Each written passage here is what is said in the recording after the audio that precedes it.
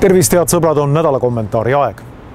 Eesti ühiskond on keskendunud viimastel päevadel presidendivalimiste teemale ja kuna kõik sellest räägivad ja iga vähegi kirjaoskaja isik on sellel teemal juba midagi kirja pannud, on raske sinna midagi mõttekat lisada.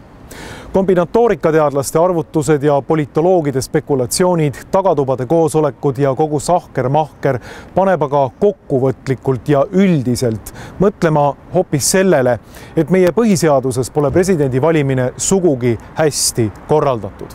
Sellest olukorrast väljapääsemiseks tuleb meelde vaid üks tõeline lahendus, mille tõstis esile ka Lennart Meri. Põhiseadust tuleb muuta ja president tuleb valida otsevalimiste teel. Riigikogu avaistungil 2001. aasta septembris rõhutas nimelt president Meri presidendi otsevalimiste taastamise olulisust. Ta ütles järgnevad sõnad, tsiteerin. Presidendi otsevalimine annab rahvale võimaluse rääkida kaasa riigi juhtimises. Sellest võimalusest tunneb rahvas praegu puudust. Sellest on kõnelenud ka eranditult kõik presidendikandidaadid. Mulle tundub, et vajadus anda inimestele vahetumaid mehhanisme riigi juhtimisel osalemiseks on üldises võõrandumise õhkkonnas väljaspool kahtlust. Sellest hetkest on nüüd möödas peaaegu 15 aastat. Praegu kuuleme aga seda, kuidas Lennart Meri ettepanek oleks populistlik samm. Huvitav on jälgida, kuidas paljud senised hüperdemokraadid, kes demokraatia altari ees on oma truudust vandunud rohkem kui korra, muutuvad presidendi otsevalimistest ja rahvaalgatusõiguse taastamisest rääkides nagu nõiaväel, vaat et ancient režiimi stiilis aristokraatideks. Oma eebenipuust tornivõlusid ehk erakondliku toiduahela naudinguid vaagides poetavad nad nii mõnigi kord, et rahvas on rumal või veel midagi sarnast.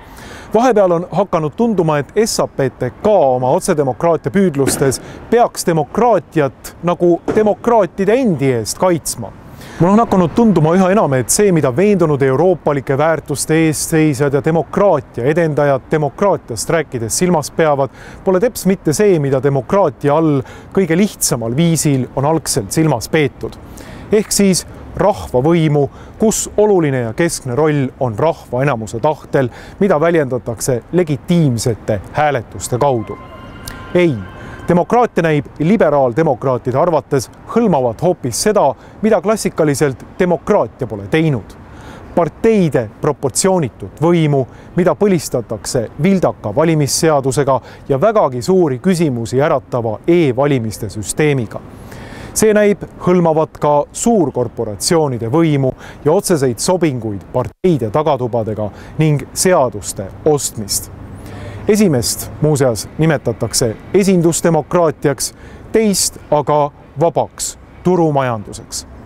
Esimest juhib parteide tagatuba, teist aga Adam Smithi parafraseerides turu nähtamatu käsi. Poliitikute ülesandeks on jätta see käsi nähtamatuks, isegi kui see käsi kuulub täitsa luust ja lihast inimesele ehk mõne korporatsiooni juhatuse esimehele, keda turu anonüümsete jõududega seob vaid turult kasusaamise soov. Ent öelgem otse välja. See kõik ei ole demokraatia. See on demokraatia illusioon lollidele. Selle edendamiseks on välja mõeldud üks amet, poliitik. Tema ülesandeks on seletada rahvale, kuidas kitsa kildkonna erihuvid on tegelikult kasulikult kõigile, mida nad loomulikult ei ole. Mida rohkem korrutavad liberaaldemokraadid söögi alla ja söögi peale, et me ikka elame demokraatlikus riigis, bla bla bla, seda koomilisemaks kognitiivne dissonants reaalsuse ja massidele ettesöödetud magusa pudru vahel läheb. Parteide tagatubade sahistamist, kombinatoorikat ja matemaatikat presidendivalimistel jälgides tunduski mulle, et nendest teemadest tuleb taas ja taas avalikult rääkida. Igal juhul Eesti rahval on viimne aeg hakata oma põhiseaduse preambulis sedastatud põhimõtted tõsiselt võtma ja sellest ka tõeliseid ja tõsiseid järeldusi tegema. Eesti riik on demokraatlik riik, kus kõrgeima riigivõimu kandjaks on rahvas. Me teame, et see võitlus on pikk ja raske, ent pidada seda tuleb. Juhul, kui me soovime olla väärikad kodanikud ja mitte iga 4 aasta tagant pastakate ja lutsukommide abil karjatatavad lambad. Mina olen Markus Järvi, Objektiivi toimetaja.